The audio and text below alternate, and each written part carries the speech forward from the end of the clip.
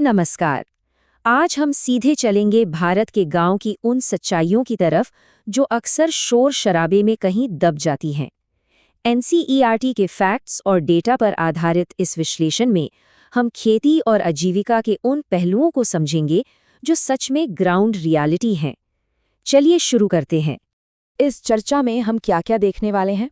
हम तमिलनाडु के कलपट्टू गांव से शुरुआत करेंगे, फिर भूमिहीन मजदूरों की तकलीफें, छोटे किसानों का कर्ज और अमीर किसानों के फायदे समझेंगे।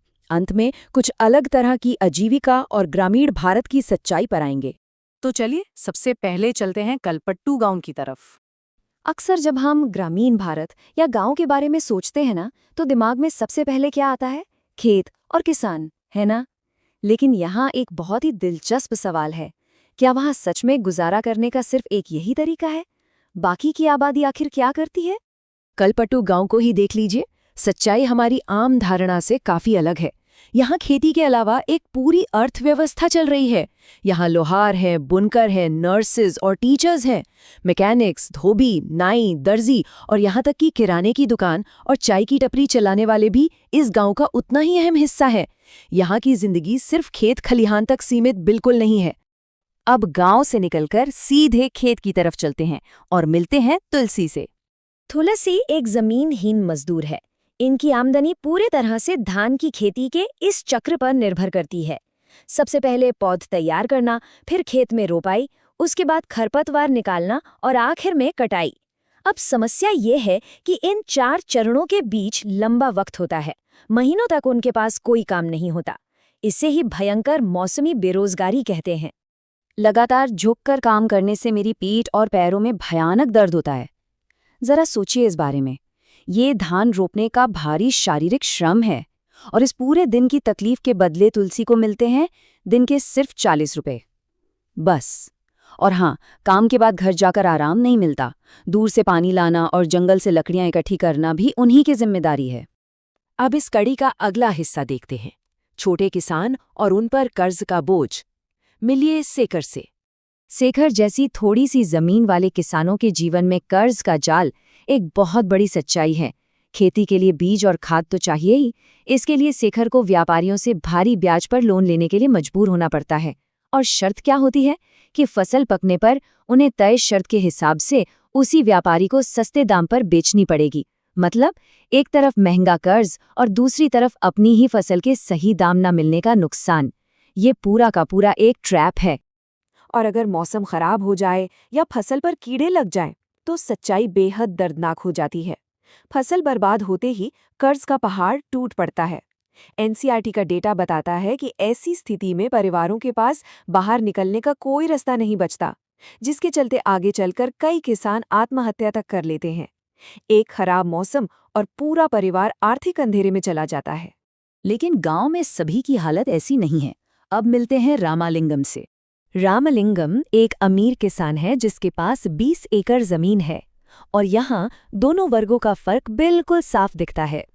छोटे किसान शेखर को जहाँ व्यापारियों से शोषण करने वाली भारी ब्याज पर लोन लेना पड़ता है, वहीं रामलिंगम को सरकारी बैंकों से सस्ते और आसान लोन मिल जाते हैं।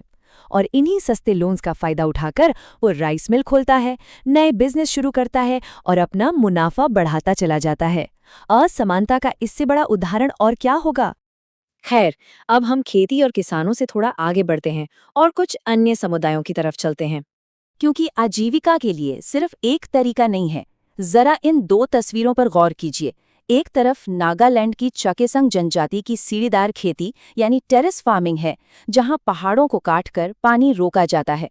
तो दूसरी तरफ तमिलनाडु का कोस्टल गांव पुडुपेट है, जहां मछुआरे रोज खतरनाक और तूफानी समुद्र की लहरों से टकराते हैं।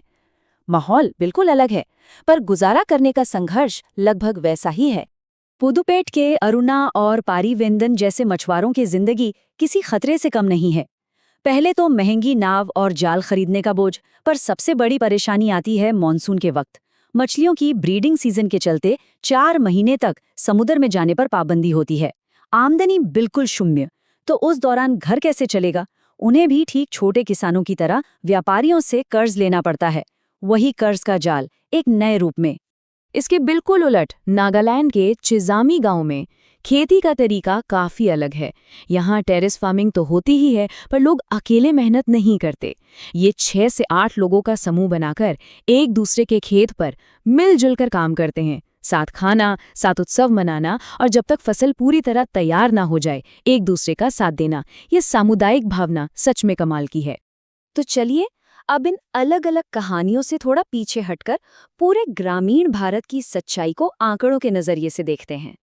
आंकड़े कभी-कभी काफी चौंका देते हैं। एनसीईआरटी का सोर्स मटेरियल साफ बताता है कि भारत में पूरे 40% ग्रामीण परिवार पूरी तरह से जमीनेहीन हैं। जी हाँ, उनके पास अपनी कोई जमीन नहीं है। वो बस दूसरों की जमीनों पर मजदूरों की तरह काम करने को मजबूर हैं। उनकी आजीविका का कोई पुख्ता सहारा ही नहीं है। 40%। जरा ठहर कर इस आंकड़े पे गौर कीजिए। ये कोई छोटा नंबर नहीं है। ये दिखाता है कि हमारी ग्रामीण आर्थिक व्यवस्था की नींव में कितनी गहरी असमानता छुपी हुई है। तुलसी जैसी हजारों जिंदगियां इस 40% का हिस्सा हैं, जो अत्यंत असुरक्षित स्थिति में अपने दिन काट रही हैं। तो आखिर में एक बहुत बड़ा सवाल उठता है। जब सिस्टम में इतनी गहरी ढांचागत असमानता और कर्ज के जाल फंसे हुए हैं, तो क्या आने वाले कल में ये ग्रामीण समुदाय सचमुच आगे बढ़ पाएंगे? क्या उन्हें वो सस्ते लोन्स, बेहतर सुविधाएं और आर्थिक सुरक्षा मिल पाएगी? ये सच्चाइयां हमें सोचने पर मजबूर करती हैं कि आखिर असली बदलाव कब और कैसे आएगा। आज के इस विश्लेषण में बस इतना ही। उम्मीद है आपको काफी कुछ नया जानने को मिला होगा।